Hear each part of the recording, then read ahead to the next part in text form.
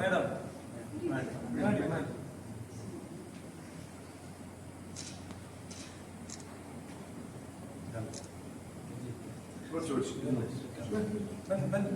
ಬನ್ನಿ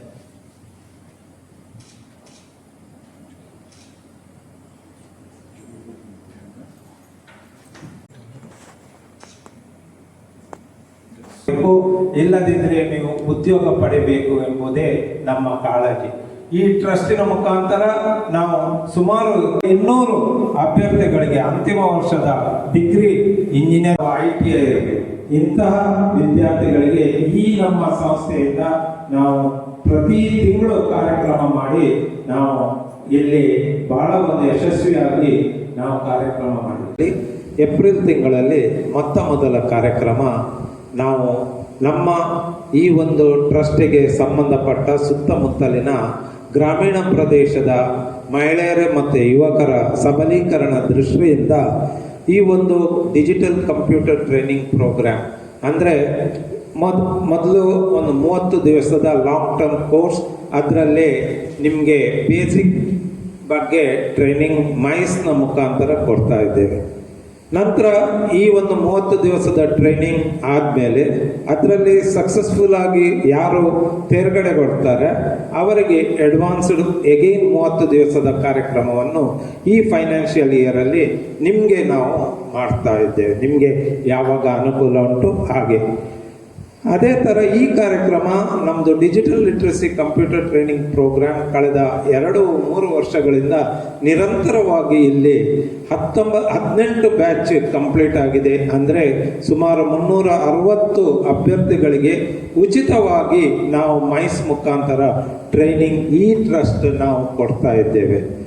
ಇದರ ಮುಖ್ಯ ಉದ್ದೇಶ ಗ್ರಾಮೀಣ ಪ್ರದೇಶದ ಪ್ರತಿಯೊಂದು ಮಹಿಳೆಯರು ಮತ್ತು ಯುವಕರು ಕಂಪ್ಯೂಟರ್ ತರಬೇತಿ ಪಡೆಯಬೇಕು, ಅವರು ಸಬಲೀಕರಣ ಅವರನ್ನು ಗೊಳಿಸುವುದೇ ನಮ್ಮ ಮುಖ್ಯ ಉದ್ದೇಶ ಆಗಿದೆ. ನಾವು ಮೊದಲು ಮಾಡಿದಾಗಲೇ ನಾವು ಹೇಳಿದೆವು, ಈ 4 ಗ್ರಾಮ ಪಂಚಾಯತ್ಗಳಿಗೆ ಮುಖ್ಯವಾಗಿ ಅಲೆಯೂರು, ಮಣಿಪುರ, ಬೆಳ್ಳೆ ಮತ್ತು ಪಳ್ಳಿ, ಈ ಗ್ರಾಮ ಪಂಚಾಯತ್ಗೆ ಸಂಬಂಧಪಟ್ಟ ಎಲ್ಲ ಯುವಕರು ಮತ್ತು ಮಹಿಳೆಯರಿಗೆ ಕಂಪ್ಯೂಟರ್ ತರಬೇತಿ 100% ಗೊತ್ತಿರಬೇಕು ಎಂಬುದೇ ನಮ್ಮ ಟ್ರಸ್ಟಿನ ಮುಖ್ಯ ಉದ್ದೇಶದ ಫಲವಾಗಿ ಇವತ್ತು 19ನೇ ಬ್ಯಾಚಿನ 20 ವಿದ್ಯಾರ್ಥಿಗಳಿಗೆ ನಾವು ಟ್ರೈನಿಂಗ್ ಪ್ರೋಗ್ರಾಮನ್ನು ನಮ್ಮ ಕಂಪ್ಯೂಟರ್ ಲ್ಯಾಬಿನ ಮೂಲಕ ಮೈಸ್ ಸಂಸ್ಥೆಯ ಮುಖಾಂತರ ಮಾಡಿ ನಿಮಗೆ 1 ತಿಂಗಳ ತರಬೇತಿ ಆದ ತಕ್ಷಣ ಮೈಸ್ನವರು ನಿಮಗೆ ಸರ್ಟಿಫಿಕೇಟನ್ನು ಕೊಡ್ತಾರೆ. ಯಾಕೆಂದರೆ mice is one of the very reputed institution in coastal Karnataka ಅಂತಾರೆ ಹೇಳಿದರೆ ತಪ್ಪಾಗಲಿಕ್ಕಿಲ್ಲ. ಅಂಥ ಒಂದು ಸಂಸ್ಥೆಯಲ್ಲಿ ಸರ್ಟಿಫಿಕೇಟ್ ಇದ್ದರೆ ನಿಮಗೆ ಜಾಬ್ ಆಪರ್ಚುನಿಟಿನೂ ಸಿಗ್ತದೆ. ನಮ್ಮದು ಮುಖ್ಯ ಉದ್ದೇಶ ಎಂಟರ್ಪ್ರಿನರ್ಶಿಪ್ ಡೆವಲಪ್ಮೆಂಟ್, ಅಂದರೆ ಗ್ರಾಮೀಣ ಪ್ರದೇಶದ ಮಹಿಳೆಯರು ಯುವಕರನ್ನು ಸಬಲೀಕರಣ ಮಾಡುವುದೇ ನಮ್ಮ ಮುಖ್ಯ ಉದ್ದೇಶ. ಅದರ ಫಲವಾಗಿ ನಾವು ಪ್ರತಿಯೊಂದು ಕಾಲೇಜಿನ ಇಲ್ಲಿ ಸುತ್ತಮುತ್ತಲಿನ ಪ್ರತಿಯೊಂದು ಕಾಲೇಜಿನ ವಿದ್ಯಾರ್ಥಿಗಳಿಗೆ, ಅಂತಿಮ ವರ್ಷದ ವಿದ್ಯಾರ್ಥಿಗಳಿಗೆ 2 ದಿವಸದ ಕಾರ್ಯಕ್ರಮವನ್ನು ಮಾಡ್ತೇವೆ. ಅದರಲ್ಲಿ ನಮ್ಮ ಮುಖ್ಯವಾಗಿ how to face the interview, leadership ಹೇಗೆ ಡೆವಲಪ್ಮೆಂಟ್ ಮಾಡೋದು, ಪರ್ಸನಾಲಿಟಿ ಡೆವಲಪ್ಮೆಂಟ್, ಗ್ರೂಪ್ ಡಿಸ್ಕಷನ್, ಹೇಗೆ ನಿಮಗೆ ಯಾವ ಕಡೆ ಯಾವುದ್ಯಾವುದು ಜಾಬ್ ಆಪರ್ಚುನಿಟಿ ಉಂಟು, ಹಾಗೆಯೇ ಯಾವುದೆಲ್ಲ ಬಿಸ್ನೆಸ್ ಮಾಡೋದಾದರೆ ನೀವು ಬಿಸ್ನೆಸ್ ಆಪರ್ಚುನಿಟೀಸ್ ಉಂಟು, ಇದರ ಬಗ್ಗೆ ಟ್ರೈನಿಂಗ್ ಕೊಡೋದು ನಮ್ಮ ಮುಖ್ಯ ಉದ್ದೇಶ ಆಗಿದೆ. ಈ ಒಂದು ಸದಾವಕಾಶವನ್ನು ಕೊಟ್ಟಿರುವುದಕ್ಕೆ ಮಾನ್ಯ ಅಶೋಕ್ ಶೆಟ್ಟರು ಹಾಗೆ ಟ್ರಸ್ಟ್ಗೆ ನಾನು ಕೃತಜ್ಞತೆಗಳನ್ನು ಅರ್ಪಿಸ್ತೇನೆ. ಯಾಕಂತ ಹೇಳಿದರೆ ಗ್ರಾಮೀಣ ಬಂಟರ ಸಂಘದ ವತಿಯಿಂದ ಈ ಕಾರ್ಯಕ್ರಮ ನಡೆಸ್ತಾ ಇದ್ದೀರಿ. ಇದು ಈಗಾಗಲೇ ಹೇಳಿದಂತೆ 19ನೆಯ ತರಬೇತಿ ಕಾರ್ಯಕ್ರಮ ಡಿಜಿಟಲ್ ಲಿಟ್ರಸಿ ಬಗ್ಗೆ. ಈಗಾಗಲೇ ಹಲವಾರು ಬೇರೆ ಬೇರೆ ಉದ್ಯೋಗ ಮತ್ತು ಸ್ವ ಉದ್ಯೋಗದ ಹಲವಾರು ತರಬೇತಿಗಳನ್ನು ಈ ಸಂಸ್ಥೆಯಿಂದ ಆಯೋಜಿಸಿದ್ದಾರೆ. ನಿಜವಾಗಿ ಹೇಳಿದರೆ ಇವೆಲ್ಲ ಅವಶ್ಯಕತೆಗಳು ಒಂದು ಬಂಟರ ಸಂಘಕ್ಕೆ ನಿಜವಾಗಿ ಅಗತ್ಯ ಬೀಳುವುದಿಲ್ಲ. ಯಾಕಂತ ಹೇಳಿದರೆ ಇವೆಲ್ಲ ಮತ್ತೆ ಭಾಳ ಜನರಿಗೆ ಭಾಳ ಪ್ರಚಾರದ ವಿಚಾರಗಳು ಕೂಡ ಅಲ್ಲ. ಗ್ರಾಮೀಣ ಮಹಿಳೆಯರಿಗಿರಲಿ ಅಥವಾ ಯುವಕರಿಗಿರಲಿ, ಯುವತಿಯರಿಗಿರಲಿ, ವಿದ್ಯಾರ್ಥಿಗಳಿಗಿರಲಿ ಈ ತರಬೇತಿಗಳನ್ನು ಕೊಟ್ಟಾಗ ಆ ತರಬೇತಿಗಳ ಫಲಶ್ರುತಿಗಳನ್ನು ಹುಡ್ಕೊಂಡು ನಾವು ಸಾಕಷ್ಟು ಹೇಳಿದರು ಸರ್ ಅವರು. ಉದ್ಯೋಗ ಮೇಳಗಳನ್ನು ಮಾಡಿ ಎಷ್ಟೋ ಜನರನ್ನು ಪ್ಲೇಸ್ಮೆಂಟ್ ಮಾಡಲಾಗಿದೆ. ಆದರೂ ಕೂಡ ಇವು ಈಗ ಸಮಾಜದಲ್ಲಿ ನಡೆಯುತ್ತಿರುವಂತಹ ಏನು ಫ್ಯಾನ್ಸಿ ಆದ ಚಟುವಟಿಕೆಗಳಿಗೆ ಪೂರಕವಾಗಿರುವಂಥದ್ದಲ್ಲ. ಇದು ಅನ್ನೋಟಿಸ್ಡ್ ಆಗಿ ಹೋಗುವಂಥ ಕಾರ್ಯಕ್ರಮಗಳು. ಇವುಗಳನ್ನು ಮಾಡ್ತಾ ಇರೋದಕ್ಕೆ ನಾನು ಮೊದಲಿಗೆ ಈ ಟ್ರಸ್ಟ್ಗೆ ಎಲ್ಲರಿಗೂ, ನಿಮ್ಗೆಲ್ಲರಿಗೂ ನಾನು ಹೃದಯಪೂರ್ವಕವಾಗಿ ಧನ್ಯವಾದಗಳನ್ನು ಹೇಳ್ತೇನೆ. ಯಾಕಂತ ಹೇಳಿದರೆ ಇವೆಲ್ಲ ಬಹಳ ಜನರಿಗೆ ಆಸಕ್ತಿ ಇಲ್ಲದ ಕ್ಷೇತ್ರಗಳು. ಈ ವ್ಯವಸ್ಥೆ ಒಳಗೆ ಬಹಳಷ್ಟು ತರಬೇತಿಗಳು, ಬಹಳಷ್ಟು ಕೌಶಲ್ಯ ತರಬೇತಿಗಳು ನಡೀತಾ ಇವೆ.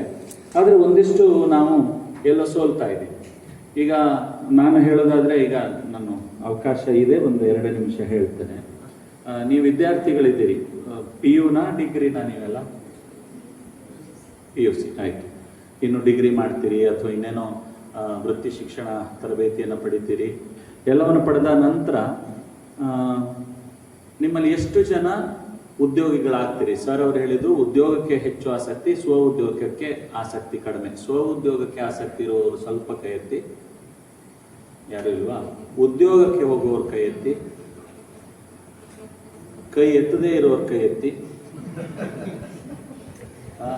ಇರಲಿ, ತೊಂದರೆ ಇಲ್ಲ. ಆದರೆ ನನ್ನ ಅಭಿಪ್ರಾಯ, ಇವತ್ತು ಭಾರತ ದೇಶದಲ್ಲಿ ನಾವು ಹೇಳ್ತೇವೆ ನಮ್ಮ ನಿರುದ್ಯೋಗ ಇದೆ, ಪ್ರತಿಯೊಂದು ಇದೆ ಅಂತ. ಆದರೆ ನಾವೊಂದು ದೊಡ್ಡದಾಗಿ ಚಿಂತನೆ ಮಾಡೋದು ಬೇಡ. ನಾವು ಎಷ್ಟು ಜನ ಇಲ್ಲಿ ವಿದ್ಯಾರ್ಥಿಗಳಿದ್ದೀರಿ? 20 ಜನ ಅಂದ್ಕೊಂಡ್ರೆ 20 ಜನರದ್ದು ಮಾತ್ರ ಚಿಂತನೆ ಮಾಡೋದು. ದೊಡ್ಡ ದೊಡ್ಡ ಚಿಂತನೆ ನಮ್ಗೆ ಬೇಡ. ಆ 20 ಜನ ಇಲ್ಲಿ ಬಂದವರು ನಾನು ಕೇಳೋದು, ಈಗ ನೀವು PU ಆದಮೇಲೆ ಎಜುಕೇಷನ್ನ ನೀವು 100% ನಿಲ್ಲಿಸಲ್ಲ, ಮುಂದುವರಿಸ್ತೀವಿ. ಆದರೆ ಮುಂದುವರಿಸಿ ಒಂದು 4-5 ವರ್ಷಗಳ ನಂತರ ಎಷ್ಟು ಜನ ನೆಗೆಟಿವ್ ಥರ ಕಾಣ್ಬೋದು. ಆದರೂ ನಿಮ್ಗೆ ಕೇಳ್ತೇನೆ, ಎಷ್ಟು ಜನ ನಿಮ್ಮಲ್ಲಿ ನಿರುದ್ಯೋಗಿಗಳಾಗ್ತೀರಿ? ಕೈ ಎತ್ತಿ. ಈ ಪ್ರಶ್ನೆ ಯಾರು ಕೇಳಿರಲ್ಲ ನಿಮಗೆ. ನಿಮ್ಮಲ್ಲಿ ಎಷ್ಟು ಜನ ನಿರುದ್ಯೋಗಿಗಳಾಗ್ತೀರಿ? ಕೈ ಎತ್ತಿ. ಆಯ್ತು. ಇನ್ನೊಂದು ಪ್ರಶ್ನೆ ಕೇಳಲ್ಲ, ಪಾಸಿಟಿವ್ ಪ್ರಶ್ನೆ ಕೇಳಲ್ಲ, ನಾನು ನೆಗೆಟಿವ್ ಪ್ರಶ್ನೆ ಕೇಳೋದು. ಯಾಕೆ ಅಂದರೆ ನಿರುದ್ಯೋಗಿಗಳಾಗಲಿಕ್ಕೆ ತುಂಬ ಕಷ್ಟಪಡಬೇಕು ನನ್ನ ಪ್ರಕಾರ. ಬೇರೆಯವ್ರದ್ದೆಲ್ಲ ಬಿಡೋಣ, ನೀವು 20 ಜನ. ಯಾಕೆ ನಿರುದ್ಯೋಗಿಗಳಾಗ್ಲಿಕ್ಕೆ ಕಷ್ಟಪಡಬೇಕು ಅಂದರೆ, ಇವತ್ತಿನ ಸಮಾಜದಲ್ಲಿ, ಇವತ್ತಿನ ವ್ಯವಸ್ಥೆಯಲ್ಲಿ, ಇವತ್ತಿನ ಆಧುನಿಕ ಪ್ರಪಂಚದಲ್ಲಿ 10 ಹಲವು ಮಾರ್ಗಗಳು ಉದ್ಯೋಗಕ್ಕೆ ಮತ್ತು ಸ್ವ ಉದ್ಯೋಗಕ್ಕೆ ಇದೆ. ಉದಾಹರಣೆಗೆ ನೀವು ಪಡೀತಾ ಇರುವಂಥದ್ದು ಇವತ್ತು ಒಂದು ಡಿಜಿಟಲ್ ಲಿಟ್ರಸಿ ಪ್ರೋಗ್ರಾಮ್. ಡಿಜಿಟಲ್ ಲಿಟ್ರಸಿಯಲ್ಲಿ ಎಲ್ಲ ಬಂತು, ಕಂಪ್ಯೂಟರ್ ಬಂತು, ಮೊಬೈಲ್ ಬಂತು, ಪ್ರತಿಯೊಂದು ಬಂತು. ಈ ಮೊಬೈಲ್ ನಂದು ಭಾಳ ಕಾಸ್ಟ್ಲಿ ಮೊಬೈಲ್ ಅಲ್ಲ, ಇದು ಸಿಂಪಲ್ ಮೊಬೈಲ್. ಈ ಮೊಬೈಲ್ ಅದ್ಭುತ ವಸ್ತು ಅನ್ನೋದನ್ನು ಒಪ್ತೀರಾ? ಮಾತಾಡಬೇಕು. ನಾನು ಮಾಸ್ಟರ್ ಆಗಿದ್ದವ, ಆದ್ರಿಂದ ಹೀಗೆ ಮಾತಾಡೋದು. ನೀವು ಮಾತಾಡಿದ್ರೆ ನನಗೆ ಮುಂದೆ ಮಾತು ಬರಲ್ಲ. ನಮಗೆ ಅದ್ಭುತ ವಸ್ತು ಅನ್ನೋದನ್ನು ಒಪ್ತೀರಾ? ಆಯ್ತು, ಒಪ್ತೀರಿ. ಈ ಅದ್ಭುತ ವಸ್ತು ಎಷ್ಟೋ ಜನರನ್ನ ಹಾಳು ಮಾಡಿದೆ ಅಂತನೋ ಒಪ್ತೀರಾ? ಹಾಗೇನೆ ಎಷ್ಟೋ ಜನರನ್ನ ಇದು ಉದ್ಧಾರ ಮಾಡಿದೆ ಕೂಡ. ಈ ಮೊಬೈಲ್ ಇದು ಒಂದು ವಸ್ತು, ಯಾವುದೇ ಒಂದು ವಸ್ತು ತಗೊಂಡ್ರು, ಒಂದು ಚಾಕು ಚೂರಿ ತಗೊಂಡ್ರು ಅದರಲ್ಲಿ ಒಳ್ಳೇದು ಇದೆ, ಕೆಟ್ಟದ್ದು ಇದೆ. ಹಾಗೇನೆ ಈ ಮೊಬೈಲ್ ಕೂಡ ಅಷ್ಟೇ, ಇದರಲ್ಲಿ ಒಳ್ಳೇದು ಇದೆ, ಕೆಟ್ಟದ್ದು ಇದೆ. ಈ ಒಳ್ಳೇದನ್ನ ಉಪಯೋಗಿಸ್ಕೊಂಡ್ರು ಒಂದು ಮೊಬೈಲು ಒಬ್ಬನ ಇಡೀ ಜೀವನವನ್ನು ನಡೆಸಬಹುದು. ದುಡಿಮೆಗೆ ಈ ಮೊಬೈಲ್ ದಾರಿ ಆಗ್ಬೋದು, ಈ ಒಂದು ಮೊಬೈಲ್ ದಾರಿ ಆಗ್ಬೋದು. ನಾವು ಸೋಕಾಲ್ಡ್ ಏನು ಸರ್ಕಾರದ ಹುದ್ದೆ ಅಥವಾ ಇನ್ನೊಂದು ನಮ್ಮ ಕಲ್ಪನೆಯಲ್ಲಿ ಉದ್ಯೋಗ ಅಂತ ಏನಿದೆ, ಅದನ್ನ ನಾವು ನಿರೀಕ್ಷೆಯಲ್ಲಿ ಇಟ್ಕೊಂಡ್ರೆ ಬಹಳ ಸಲ ನಿರಾಶೆ ಆಗ್ಬೋದು. ನಾನು ಹೇಳೋದು, ಆಗ ಪ್ರಶ್ನೆ ಕೇಳಿದೆ, ನಿರುದ್ಯೋಗಿಗಳಿಗೆ ಆಗ್ಲಿಕ್ಕೆ ಯಾರು ತಯಾರಿದ್ದೀರಿ ಅಥವಾ ಎಷ್ಟು ಜನ ನಿರುದ್ಯೋಗಿಗಳು ಆಗ್ತೀರಿ ಅಂತ. ನಾನು ನಿಮ್ಗೆ ಹೇಳೋದು, ನೀವು ಒಂದು ಶಿಕ್ಷಣವನ್ನು ಮುಗಿಸಿದ ನಂತರ ರಿಲ್ಯಾಕ್ಸ್ ಮೋಡಿಗೆ ಹೋದ್ರೆ 100% ನಿರುದ್ಯೋಗಗಳು ಆಗುವಂತ ಚಾನ್ಸಸ್ ತುಂಬಾ ಜಾಸ್ತಿ ಇದೆ. ಅಂದ್ರೆ ನಮ್ಮ ಎಷ್ಟು ವರ್ಷ 15 ವರ್ಷ ಓದಿದೆ, ಮುಂದೆ 1 ವರ್ಷ ಆದ್ರೂ ರೆಸ್ಟ್ ತಗೊಳ್ಳೋಣ, 6 ತಿಂಗಳು ರೆಸ್ಟ್ ತಗೊಳ್ಳೋಣ ಅಂತ ಕಾನ್ಸೆಪ್ಟ್ ನಿಮ್ ತಲೆಯಲ್ಲಿ ಬಂತು, ಅಲ್ಲಿಗೆ ನೀವು ಪಟ್ಟ ನಿಮ್ಗೆ ಫಿಕ್ಸ್ ನಿರುದ್ಯೋಗಿಗಳು ಅನ್ನುವಂಥ ಪಟ್ಟ ಫಿಕ್ಸ್ ಆಗುವ ಚಾನ್ಸಸ್ ಜಾಸ್ತಿ ಇದೆ. ಅದರ ಬದಲಿಗೆ ನೀವು ನಿರಂತರತೆ ಇಟ್ಕೊಂಡ್ರೆ, ಏನಾದರೂ ಮಾಡ್ತೀನಿ ಅಂತ ಇಟ್ಕೊಂಡ್ರೆ, ನಾನೀಗ ಬರ್ತಾ ನೋಡಿದೆ ಸ್ವಉದ್ಯೋಗ ಇಂಟ್ರೆಸ್ಟ್ ಇಲ್ಲ ಅಂತ ಹೇಳಿದ್ವಿ, ಆದರೂ ಕೂಡ ಬರ್ತಾ ಪ್ರತಿಯೊಂದರಲ್ಲೂ ನಾವು ಹೊಸತನವನ್ನು ಕಾಣಬೇಕು. ಬರ್ತಾ ಒಂದು ತರಕಾರಿ ಮಾರುವಂತಹ ಒಂದು ಎಸ್ ಗಾಡಿ ಸಮಥಿಂಗ್ ನೋಡಿದೆ. ಎಸ್ ಗಾಡಿ ಒಂದು 4-5 ಲಕ್ಷದ ಎಸ್ ಗಾಡಿ, ಅದರಲ್ಲಿ ತರಕಾರಿ ಮಾಡ್ಕೊಂಡು ಹೋಗ್ತಾ ಇದ್ದಾರೆ. ಒಂದು 4-5 ಲಕ್ಷದ 5 ಲಕ್ಷ 6-7 ಲಕ್ಷದ ಬಂಡವಾಳ ತರಕಾರಿ ಮಾರ್ಕೊಂಡು ಹೋಗ್ತಾ ಇದ್ದಾರೆ. ನಾವು ಡಿಗ್ನಿಟಿ ಆಫ್ ಲೇಬರ್, ನಮ್ಮ ಉದ್ಯೋಗಗಳಿಗೆ ಪ್ರತಿಯೊಂದಕ್ಕೂ ನಾವು ಪಟ್ಟಿಗಳನ್ನು ಹಂಚಿಸಿ ಬಿಟ್ಟಿದ್ದೇವೆ. ಇದು ಒಳ್ಳೆ ಉದ್ಯೋಗ, ಇದು ಡೌನ್ ಉದ್ಯೋಗ, ಇದು ಮತ್ತೆ ಡೌನ್ ಉದ್ಯೋಗ, ಇದಕ್ಕೆ ಬೆಲೆ ಇಲ್ಲ ಅಂತ ನಾವು ಪಟ್ಟಿಗಳನ್ನು ಅಂಟಿಸಿಬಿಟ್ಟಿದ್ದೇವೆ. ಅದಕ್ಕೆ ನಮಗೆ ಈಗ ನಾನು ಎಣಿಸ್ತೀನಿ, ನಾನು ಬರುವಾಗ ಎಣಿಸ್ತಾ ಇದ್ದೆ, ಈ ತರಕಾರಿ ಮಾರಿದ್ರೆ ಹೇಗಿರ್ತಿತ್ತು ಅಂತ. ಕೆಲವರಿಗೆ ನಗು ಬರ್ಬೋದು, ಇವರೇನೋ ಎಕ್ಸಿಕ್ಯೂಟಿವ್ ಆಫೀಸರ್ ಅಂತ ಕರೆದಿದ್ದಾರೆ, ಇಲ್ಲಿ ಉದ್ಘಾಟನೆ ಬೇರೆ ಮಾಡಿದ್ದಾರೆ, ತರಕಾರಿ ಮಾರೋ ಬಗ್ಗೆ ಹೇಳ್ತಾ ಇದ್ದಾರೆ.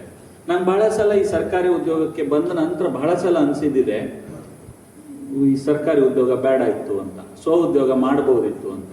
ಮೊನ್ನೆ ಯೂಟ್ಯೂಬಲ್ಲಿ ನೋಡ್ತಾ ಇದ್ದೆ, ಬಂಟ್ವಾಳದಲ್ಲಿ ಎಲ್ಲೋ ಒಂದು 10 ಎಕರೆ ಜಾಗದಲ್ಲಿ ಒಬ್ರು ಬರೀ ನಾಟಿ ಕೋಳಿಗಳನ್ನ ಸಾಕಿ ಅದ್ಭುತವಾಗಿ ನಡೆಸ್ತಾರೆ. ಬರೀ ನಾಟಿ ಕೋಳಿಗಳನ್ನ ಗುಡ್ ಓಲ್ಡ್ ಈ ದೊಡ್ಡ ಫಾರ್ಮ್ ಮಾಡಿ, ತುಂಬಾ ವ್ಯವಸ್ಥಿತ ಫಾರ್ಮ್ ಅಲ್ಲ, ನಾಟಿ ಕೋಳಿಗಳನ್ನ ಬಿಟ್ಟು ಸಾಕೋದು. ಅದ್ರಲ್ಲಿ ಅವ್ರಿಗೆ ಲೆಕ್ಕನೂ ಇಲ್ಲ, ಒಂದೆರಡು ಹೋದ್ರೂ ಗೊತ್ತಾಗಲ್ಲ. ಹಾಗೆ ಆ ಟೈಪಲ್ಲಿ ಸಾಕಿ ತುಂಬಾ ಲಾಭದಾಯಕವಾಗಿ ನಡೆಸ್ತಾ ಇದ್ದಾರೆ. ಹಾಗಂತ ಹೇಳಿ ನೀವೆಲ್ಲ ಬಂದವರೆಲ್ಲ ನಾಟಿ ಕೋಳಿ ಸಾಕಿ ಅಂತ ನನ್ನ ಉದ್ದೇಶ ಅಲ್ಲ. ಪ್ರತಿಯೊಂದು ನಾಟಿ ಕೋಳಿ, ಈಗ ನಿಮ್ಮಲ್ಲಿ ಎಣಿಸ್ಬೋದು, ನೀವು ಯಾರಾದ್ರೂ ಇಲ್ಲಿ ಕೇಳಿದ್ರೆ, ಇಲ್ಲಿ ಬಂದು ನಾನು ಇನ್ನು ಫ್ಯೂಚರಲ್ಲಿ ನಾಟಿ ಕೋಳಿ ಸಾಕ್ತೇನೆ ಅಂದ್ರೆ ಉಳಿದವರೆಲ್ಲ ನಗಾಡ್ತಾರೆ. ಆದ್ರೆ ನಗಾಡುವಂತ ಸ್ಥಿತಿ ಆಗಬಾರ್ದು. ಪ್ರತಿಯೊಂದು ಉದ್ಯೋಗಕ್ಕೂ, ಪ್ರತಿಯೊಂದು ಸ್ವ ಉದ್ಯೋಗಕ್ಕೂ ತನ್ನದೇ ಆದ ಬೆಲೆ ಇದೆ. ಅದನ್ನ ಶ್ರದ್ಧೆಯಿಂದ ಮಾಡಿದ್ರೆ ಆಗತ್ತೆ.